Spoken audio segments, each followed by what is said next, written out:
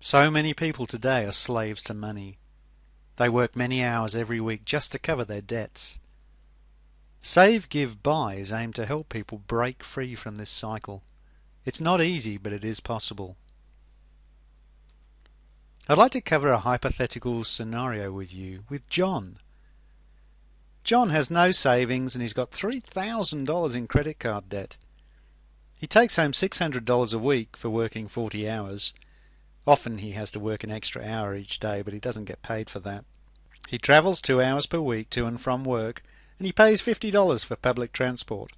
He buys his lunch at work, and that costs him $50 a week. John has recently read a book called The Total Money Makeover by Dave Ramsey, and he really wants to change his relationship with money. He sets himself some goals. The first goal is to save a $1,000 emergency fund.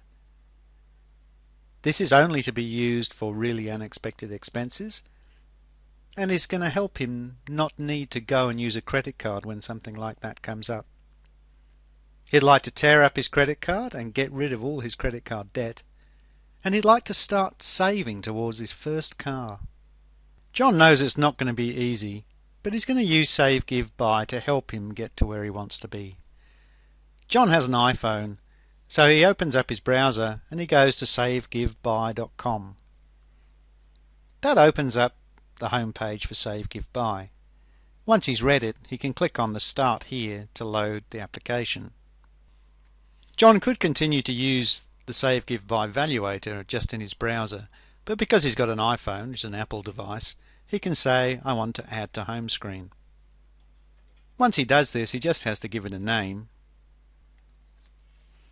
and then click Add, and it will then appear like any app on his iPhone. John opens up Save, Give, Buy, and the first thing he needs to do is go and set up his profile. We're going to go and calculate John's real hourly rate. So he works 45 hours a week. He spends 2 hours travelling. He earns $600 after tax. And he spends $50 on public transport and $50 on lunches. So that's $100. So we click on Calculate, and now we can see John's real hourly rate. John could select different causes that he'd like to support, but giving to charity probably isn't going to be his first priority because he's got some pretty serious goals to meet. John also can just check with his bank what his annual interest rate is if he decides to put money into a savings account. In this case it is 5%, so we'll just leave it as that. John saves his profile and then he's ready to go. Let's look at how John can use Save, Give, Buy. John thinks he needs to go and buy some iTunes credit. He wants to buy a $50 card, so he enters 50, and you can see that it's going to take 4.7 hours of work for him to earn that. He can also see how much interest he could earn, and he could see what a worthy cause could do with that money. John decides that maybe he really can just get away with a $20 voucher, so he puts in 20, sees that it's going to take 1.88 hours of work, and that's more like it. So he clicks on Buy, types in iTunes,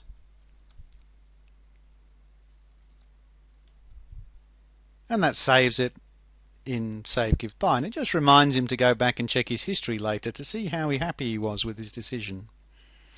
Now because he's saved $30, he decides, well, he'll actually record that he has saved $30.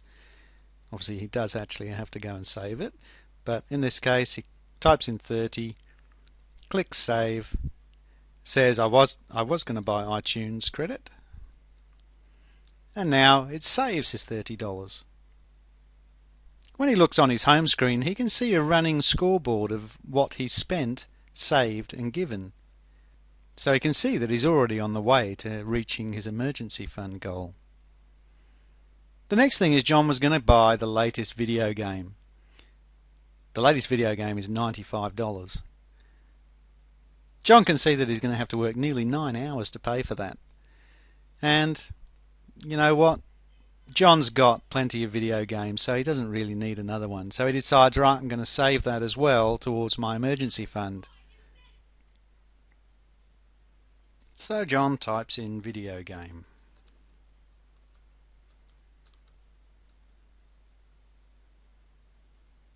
And it tells him that he's saved that. So he goes back to his home screen. When he goes to the history, he can rate how he feels about each of the choices that he made. So John decides that he was happy that he saved the money instead of buying the video game. He was happy that he saved the money instead of buying the $50 iTunes card. And he feels pretty happy about the $20 iTunes card that he bought. Now he can go and see what made him happy, what didn't make him happy, or see everything. In this case, he hasn't got anything yet that didn't make him happy, so that's pretty good. So by using SaveGiveBuy, John's going to reach his goals pretty quickly.